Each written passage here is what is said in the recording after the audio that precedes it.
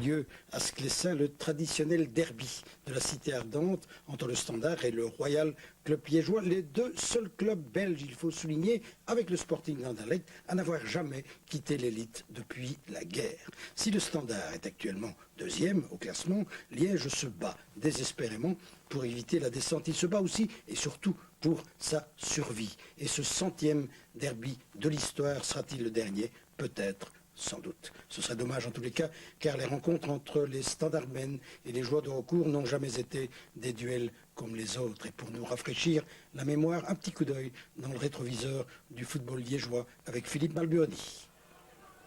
Nicolai, De Jas, Pieters, De Freigne, 4 mousquetaires de la grande époque, celle où le mot derby était encore chargé d'émotion. En championnat de Belgique comme en coupe, les Liège Standard et Standard Liège constituaient les deux événements de l'année pour deux clans équitablement répartis dans une ville partagée les jours de match. On avait une rivalité terrible, à tel point on en est aux ailes ensemble pour l'équipe nationale. Il y avait la plupart des joueurs du Standard dans le wagon de queue, ceux de Liège dans le premier wagon. On ne se parlait pas, mais on était super copains, quoi. Mais disons qu'à ce moment-là, je connais des supporters de Liège qui vomissaient le Standard et vice-versa, des supporters du Standard qui vomissaient Liège. Dans les années 50-60, un derby, ça se préparait, on en parlait la semaine avant le match, toute la semaine. Et je crois que maintenant la mentalité n'est plus la même. On en parlait toute la semaine. On en parlait dans les journaux, une page entière avec les photos des joueurs. Et c'était vraiment une affaire entre Liégeois. De rivalité, d'ambiance, il en fut beaucoup question lors de la rencontre de ces 4 vedettes d'un temps révolu. De rivalité, mais également d'anecdotes. Je jouais personnellement contre André Popeye Pieters. Et c'était très difficile pour moi parce que non seulement il était un joueur fantastique, qui aimait le ballon, qui aimait dribbler, mais alors il faisait des commentaires. Alors il me disait, Luc Ben, ils vont jouer à vomi. Et tout le match, il disait, ils joueront à vomi, ils ne joueront pas avec moi. Alors c'était très difficile pour moi de rester concentré parce qu'il me parlait tout le temps. J'avais difficile de me taire, mais c'était pas pour le distraire. C'était pas pour le distraire du tout. C'est vrai qu'on parlait souvent ensemble avec son adversaire direct. Je jouais souvent en noir. Et je ne sais pas pourquoi Liège avait changé aussi de vareuse. Au lieu d'avoir des vareuses lignées rouge et bleu, avait une vareuse toute bleue. Alors l'arbitre m'a fait changer de vareuse, bien entendu.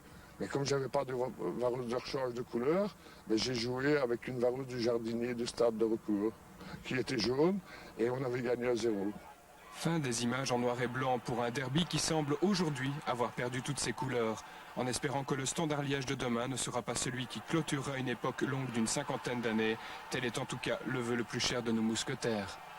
Journée, puisqu'elle est déjà terminée à l'heure qu'il est, vous allez voir au total, je peux déjà vous le dire, 20 buts très exactement. Et parce qu'un derby a toujours quelque chose de particulier, il possède toujours ce petit supplément d'âme, ce petit supplément de passion que vous connaissez tous. Et bien pour toutes ces raisons-là, nous commencerons par le derby liégeois. Priorité donc à ce Standard Liège, 100e édition de l'après-guerre. Et Roger Laboureur en avait déjà vécu 99. Standard Liège. Milosevic. Oui, bien joué de la part de Milosevic qui a déstabilisé les Standardmen. Un bon service vers Krapa. Krapa avec Skepens devant lui, centre de Krapa et sortie de Gilbert Bollard. C'est la première action dangereuse de ce derby qui a débuté depuis un quart d'heure. Dinga. Dinga vers Gossens, centre de Gossens, calibré, la tête, le but, non! La tête de Wilmots et le ballon repoussé par le montant. Pas de chance pour sa rentrée pour Marc Wilmots. Il a bien failli marquer à la 16e minute de jeu. Revoyons l'action, un ballon qui tourne, la tête de Wilmots et le montant pour sauver Jean-François Lecomte. Remise de Skepens à Wilmots. Wilmots qui a évité de Flandre. Wilmots dans la foulée de Skepens, centre de Skepens et Lecomte qui repousse du point alors qu'il avait tout le temps de s'emparer du ballon. Il a eu peur. Milosevic. Milosevic en retrait, Justo. Justo glisse le ballon dans les pieds de Caranta qui s'infiltre, centre-tir de Caranta, puissant mais à côté de lui.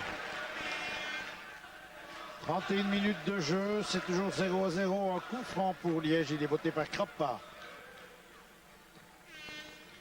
Deuxième poteau vers Abetz, le ballon récupéré par Kiné, le pousse un peu loin ce ballon Kiné.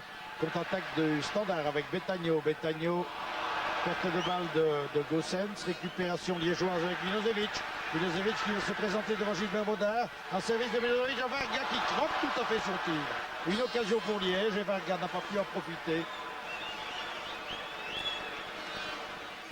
Nous revoyons le beau travail de Milosevic, le service idéal à Varga. Et on ne sait pas très bien ce qui s'est passé avec Zonko Varga. Voilà, c'est surprenant. Pas toujours. Pas encore. Est-ce qu'il va tenter sa chance à service vers Varga? Et une bonne sortie de Gilbert Baudard. Pour le moment, il faut bien le dire, ce sont les Liégeois qui font le jeu. Les toutes dernières secondes de la première mi-temps, est-ce que le Standard va parvenir à ouvrir la marque? Wilmots, tir de Wilmots au-dessus du but. À la mi-temps, donc 0-0. Coup de coin pour Skepens. Vers Widmar, le ballon passe devant les défenseurs. On hésite du côté du Standard. Un tir de Wilmots, il est contré. Dinga maintenant. Puissant ce tir de Dinga. Il a frôlé la transversale. Une occasion pour le Standard. On joue depuis 8 minutes. Letnitch dans l'axe, le ballon détourné par une tête liégeoise, hésitation des défenseurs et finalement ballon qui sort en coup de poing. Standard attaque, Genot bien joué vers Ehlers, contrôle en mouvement d'Ehlers un peu long et le compte en 2 temps. Remise en jeu pour le Standard alors que l'on joue depuis 18 minutes. Longue remise en jeu de Genot, la tête de Wigré, le ballon revient dans les pieds de Genot qui tente de passer, il y arrive d'ailleurs. Centre de Genot, oui, détente de Lecomte, reprise manquée de Léonard et finalement dégagement des Liégeois. Lecomte a eu chaud. Reste 25 minutes à jouer, la sortie de Marc Wilmots qui faisait sa rentrée aujourd'hui et l'entrée au jeu de Visconti. 20 minutes de jeu, coup de coin pour le Standard, il est botté, un ballon qui passe devant Lecomte, reprise, hésitation des défenseurs et le tir est passé à côté, c'était une reprise de Léonard. Ballon détourné par un grand nombre de défenseurs liégeois. Le coup de coin, il est botté par Skepens à Dinga, centre de Dinga sans doute, oui. Centre de Dinga et Lecomte qui intervient au premier poteau. Letnitch avec Visconti, centre de Visconti, calibré, la tête de Betagno, le but non! Intervention désespérée de Lecomte et Lecomte l'a évité, un but tout fait. Nous revoyons le débordement de Visconti qui vient d'entrer au jeu en remplacement de Wilmots, la tête de Betagno et l'intervention judicieuse du gardien. Coup de coin et encore une fois Lecomte. Kimoni, celui de Liège, il y en a dans tous les clubs de Liège. Et mauvaise relance de Kimoni. Weigria, contre favorable au Standard, un centre, le ballon dégagé. Ça n'est pas terminé, un centre à nouveau, Lecomte, le but. But de Widmar, un but concédé par Liège à 10 minutes de la fin. Un moment d'hésitation des défenseurs de Liège qui jusque-là avaient très bien résisté aux assauts du Standard. Et voilà ce centre de Betagno. Lecomte qui ne parvient pas à maîtriser le ballon, il le repousse vers Widmar et Widmar n'hésite pas. Il marque et le Standard mène 1-0. Genot. De Visconti, sortie de Lecomte. Visconti, le but est vide. Et dégagement finalement pour les Liégeois par Krappa. Coup de coin pour le Standard, il est botté par Visconti, un ballon qui rentre, Lecomte qui repousse du point. Genot maintenant, tentative de Genot à côté du but. Ce sera sans doute la dernière action de ce match remporté donc par le Standard qui a le plus souvent attaqué mais qui, il faut bien le dire, a manqué d'inspiration aujourd'hui face à un club liégeois arc-bouté devant son but, qui a résisté pendant près de 80 minutes et qui a joué avec l'énergie du désespoir. Score final, 1-0 en faveur du Standard. Je pense qu'en première mi-temps, on les a fait douter. Deuxième mi-temps, Je vais dire que c'est la tactique Robert Roisset, ça revenait à chaque instant, c'était vraiment un rouleau compresseur, Dingar, Etnich. Pour finir, notre entrejeu a été submergé et au fil du match, on a eu de plus en plus dur. Et en fait, finalement, un but qui était évitable. Oui, je pense. Bon, on ne va pas incriminer, mais disons que tout au long de la saison, avec le potentiel qu'on avait, je pense qu'on avait une équipe pour se sauver. Mais ce sont toutes des petites erreurs comme celle-ci aujourd'hui qui sont cash et on ne récolte pas de points. Et alors, fin de championnat, bon, on s'étonne qu'on est dans les derniers. Oui, justement, le moral s'est fini, on n'y croit plus. Ben, le moral, bon, il faut continuer parce que dans la vie, il y a toujours un espoir. L'espoir, on ne sait pas ce que c'est. Mais je pense que pour chacun, on doit continuer à travailler. Pour le futur c'est quoi? Est-ce qu'il y aura encore un club? Est-ce qu'il y aura d'autres destinations pour certains joueurs? Donc avant tout, c'est terminer la fin de la saison en faisant correctement son métier. Vous devinez que le débat n'est évidemment pas terminé. On en reparle avec Pierre-Yves Depré. En montant sur le terrain de Sclessin, les Rouges et Bleus savent que c'est probablement leur dernier derby liégeois.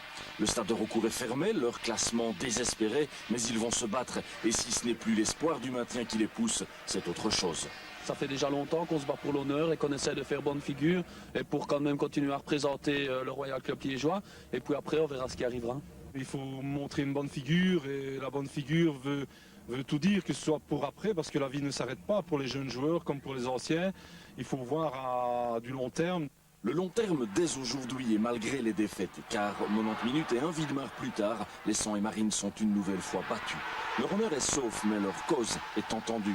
Celle des jeunes, elle, reste à défendre. Des Crapats, Abetz, De Flandre, Quinet, Rasquinet et autres Langlois doivent tout à ce club qui les a éduqués puis révélés. Ils continueront de se battre, certes, mais dorénavant, ce sera un peu aussi pour eux-mêmes. Ce serait dommage de descendre avec le club. J'ai un peu dur de dire ça parce que j'aime mon club, mais je crois que c'est vrai qu'à mon âge, je crois qu'avec le pas que j'ai fait pour le moment en première division, ça fait 3 ans que je suis titulaire, je peux pas. Je crois que s'il y avait un club qui se présenterait, je crois que je ne pourrais pas rater l'opportunité d'y aller. Je viens d'avoir 20 ans le 31 décembre. Bon, c'est ma première saison en Division 1. Pour le moment, ça se passe pas trop mal. Bon, si le club va mal, ben, c'est sûr qu'il va falloir que j'essaie de faire encore quelques bons matchs pour essayer de se sortir de là, quoi. Si l'avenir de plusieurs joueurs liégeois est en Division 1, celui du Standard est en Coupe d'Europe, c'est sûr.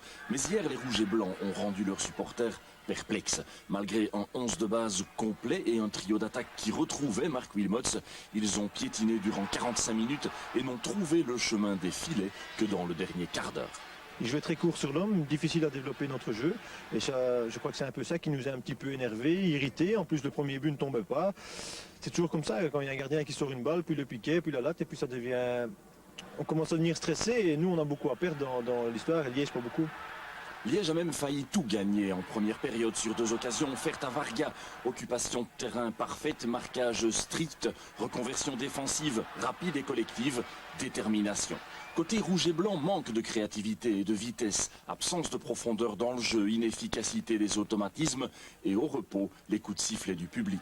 Il a eu très difficile de sortir, ils bloquaient bien les deux flancs, bon, ils nous connaissaient, je crois qu'ils avaient eu assez bien d'écho là-dessus, donc ils ont essayé de bloquer au maximum là-bas.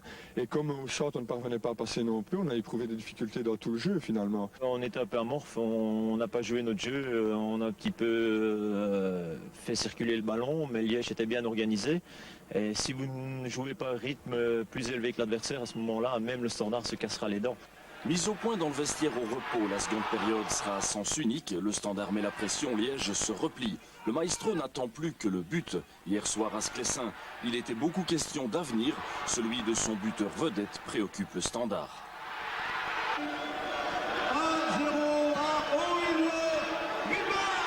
L'Australien applaudit, mais il envisage de partir.